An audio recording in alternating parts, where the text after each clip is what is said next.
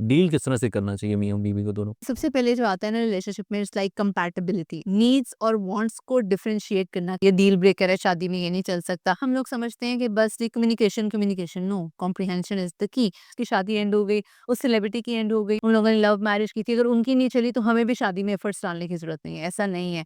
So what attitude भी अपनाना पड़ता है लाइफ में। बाउंड्री तो ऑब्वियसली हस्बैंड एंड वाइफ के रिलेशनशिप में बहुत बहुत ज्यादा इंपॉर्टेंट है। मैं क्लाइंट्स को कहती हूँ it's just 10% that happens to you and 90% is how you react. Compromising जो एटीट्यूड होता है वो नहीं हमें मिलता। सोशल लर्निंग के ज़रिए सीखते हैं ना, हम वो अपनी लाइफ को अप्लाई कर लेते हैं। बस अपने मतलब की बात जब हम रिलेशनशिप्स में रखते हैं तो फिर ऐसे ही होता है। मियाँ और बीवी का जो रिलेशन है वो भी सम टाइम टॉक्सिक हो जाता है। उसको किस तरह से मेंटेन किया जाए? बिकॉज़ आपने रहना भी उनके साथ है, चलना भी है, फिर बच्चे भी हैं आपके। तो वो बिहेवियर को किस तरह से आप देखती हैं कि और डील किस तरह से करना चाहिए मियाँ और बीवी को दोनों को? ओके, सो इसके अंदर वो जो हम कह सबसे पहले जो आता है ना रिलेशनशिप में इट्स लाइक कंपैटिबिलिटी। अब लोग ये समझते हैं कि बस ये कोई सेल की तरह प्लस माइनस का साइन है, वो हम रखेंगे कंपैटिबल हो जाएगा, that's it. No, it has to be developed with the passage of time. अब यहाँ पे हम लोग क्या करते हैं, मेंटल कंपैटिबिलिटी, इंटेलेक्चुअल कंपैटिबिलिटी को हमने इस तरह से लिया हुआ है कि ये कोई जी 2 हैं हमारे पास, एक रूल का हमारे पास आगे बुलेट्स और हमने एक्सचेंज कर देने कि ये मेरे रूल्स हैं, ये आपके रूल्स हैं। No, it's not like that. Then again it comes communication and comprehension. एक चीज़ कि हम कम्युनिकेट भी करें, अगला कॉम्प्रिहेंड करे, उसकी विलिंगनेस हो कि उसने चेंज होना है और शादी को अच्छे तरीके से चलाना है। उसके अलावा नीड्स और वांट्स को डिफरेंशिएट करना कि हमारी नीड क्या है, जिसके बगैर ऑब्वियसली ये डील ब्रेकर है, शादी में ये नहीं चल सकता। आप कम्युनिकेट करो पार्टनर के साथ। अच्छा, अब हस्बैंड एंड वाइफ रिलेशनशिप में फील लाइक कि एक रूल्स का हमारे पास प्रिंटेड फॉर्मेट आएगा और वो हमने एक्सचेंज करना है और हमारी लाइफ बहुत अच्छे से गुजर जाएगी, वो आराम से फॉलो करेगा। नो, यहाँ पे भी हमने देखना है कि अगला बंदा कितनी एफर्ट्स कर रहा है और हमने अपनी एक्सपेक्टेशंस को कब लो डाउन करना है।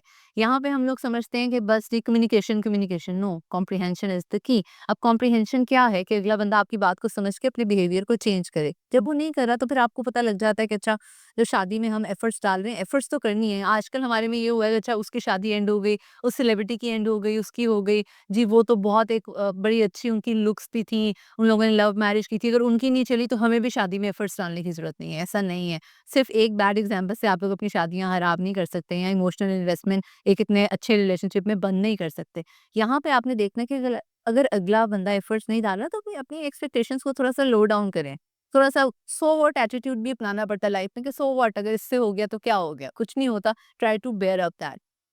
उसके अलावा कॉम्प्रिहेंशन इज़ द की। अगला बंदा अगर कम्युनिकेट कर रहा है कि मेरी नीड्स और मेरी वांट्स ये हैं, तो आप उसको समझो और उसमें एफर्ट्स को कम्युनिकेट करो। बाउंड्री तो ऑब्वियसली हस्बैंड एंड वाइफ के रिलेशनशिप में बहुत-बहुत ज़्यादा इंपॉर्टेंट है। One very important point, husband and wife के रिलेशनशिप में ना हमने रिस्पॉन्ड कब करना है और रिएक्ट कब करना है, उसमें डिफरेंशिएट करना है। अब आप लोगों के हस्बैंड एंड वाइफ के अगर कोई इशू है तो आप थोड़ा-सा उसमें रिस्पॉन्ड करें। आप उसको बताएँ कि मुझे ये इशू है, ये नहीं है, ये मेरी बाउंड्री है, यहाँ पे आप मेरी पर्सनल स्पेस मुझे नहीं दे रहे।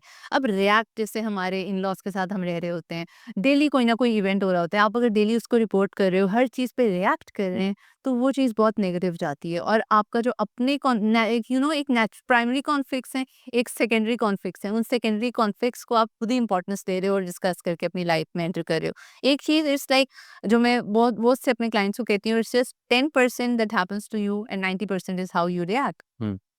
10% इवेंट की सिवियरिटी है, 90% आप रिएक्ट करके उसके अंदर 90% ऐड कर देते हो और वो हर 100% बन जाता है। अगर वो 90% भी है ना, आप अपनी 10% इनपुट उसमें ना दें, थोड़ा-सा सब्र करें, है ना, थोड़ा-सा मुश्किल होता है लेकिन इग्नोर करें और देन अगेन जब वो हमारे पास आते हैं तो हम उनको बताते हैं कि किस तरह से इन सब चीज़ों को मैनेज करें। लेकिन ये तो ज़्यादातर जो हम देखते हैं कि कॉम्प्रोमाइज़िंग जो एटीट्यूड होता है, वो नहीं हमें मिलता। ना तो हस्बैंड की तरफ से उस तरह से चीज़ें हो रही होती हैं, ना वाइफ़ उसको कॉम्प्रोमाइज़ कर रही होती। इस बिहेवियर को किस तरह से देखते हैं कि किस तरह से कॉम्प्रोमाइज़ किया जाए? और दूसरा हम ये भी देखते हैं कि हमारी जो एक्सपेक्टेशन है या जो हम बराबरी की सतह पर आना चाहते हैं, स्पेशली ख़वातीन चाहती हैं कि हुँ। हमें वो भी हकूक दिए जाएँ जो मर्द को मिल रहे हैं। हमें वो चीज़ें करनी दी जाएँ जो मर्द को एक्चुअल में मिल रही हैं या वो उससे आगे बढ़ के करना चाह रही हैं। तो इस पे क्या आपका टेक है? आप क्या समझती हैं कि बीइंग अ साइकोलॉजिस्ट इन चीज़ों को हम किस तरह से टैकल कर सकते हैं? वही बात आ गई, जो हम लोग सोशल लर्निंग के ज़रिए सीखते हैं ना, हम वो अपनी लाइफ़ को अप्लाई कर लेते हैं। अब जैसे कि मैंने अभी आपको एग्ज़ाम्पल दी, हमारे शोबिज़ में या इंडस्ट्री में कोई 2-4 एग्ज़ाम्पल्स हो जाती हैं, हम कहते हैं अच्छा इनकी भी एंड हो गई, हमें भी इस तरह से करना है। ऐसे नहीं करना होता।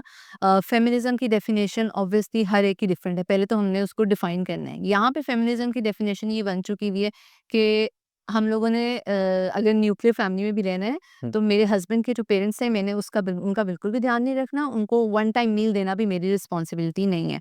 Why it's not responsibility? It's why it's not your responsibility? जब आप अपने पेरेंट्स का घर छोड़ के आए हैं और आप चाह रहे हैं कि आपकी भाभी आपके पेरेंट्स की टेक केयर करें और आप आगे से नहीं करें, देन अगेन वही औरत जो चाहती है कि फेमिनिज्म और मैंने जॉब करनी है, जब वो घर से बाहर जाती है, वही चाह रही होती है कि मैं अपने इन लॉज को खाना या अपने पेरेंट अपने हस्बैंड के पेरेंट्स की ख्याल ना करूं, लेकिन मेरे बच्चों की देखभाल मेरी सास ज़रूर करें। ठीक है? तो यहाँ पे आप लोग पहले अपने फेमिनिज़्म की डेफ़िनेशन और अपनी पर्सनल स्पेस की डेफ़िनेशन को ठीक से डिफ़ाइन तो करें कि सबके नीड्स और राइट्स को हम डिफ़ाइन करें। बस अपने मतलब की बात जब हम रिलेशनशिप्स में रखते हैं तो फिर ऐसे ही होता है। देन अगेन मैरिज की वो फाउंडेशन वीक इसीलिए है कि हमने बस समझ लिया कि बस टॉक्सिसिटी से दूर रहना है। बुरी एग्ज़ाम्पल्स को हमने अपने आगे रखा होता है। पास्ट इतने फेल्ड रिलेशनशिप्स और हार्ट ब्रेक्स होते हैं कि हम कहते हैं कोई नहीं, एक और सही, हम इस शादी को आगे क्यों चलाएँ। Right. So it's just like कि कॉम्प्रोमाइज़िंग होना चाहिए। डिवोर्स रेट बहुत बढ़ रहा है, जो कि अलार्मिंग भी है। अगर हम ये मैट्रिमोनियल सर्विसेज़ के पास देखें, बहुत सी वहाँ की ख़वातीन हैं जो वो खुद इतनी स्ट्रेस आउट होती हैं कि हमारे पास सिंगल कैंडिडेट है ही नहीं, डिवोर्स कैंडिडेट है। शादी से पहले थोड़ा-सा बस मेंटल कंपैटिबिलिटी देखें, डेटिंग करके कुछ और कंपैटिबिलिटी नहीं देखनी, तो उस पे अगर फ़ोकस किया जाए, आई फ़ील लाइक मैरिज की कॉन्स्टिट्यूशन ये एक डिपार्टमेंट हमारा अच्छा हो जाएगा और दूसरों की सिर्फ़ एक बुरी एग्ज़ाम्पल को अपनी लाइफ़ में अप्लाई नहीं करें।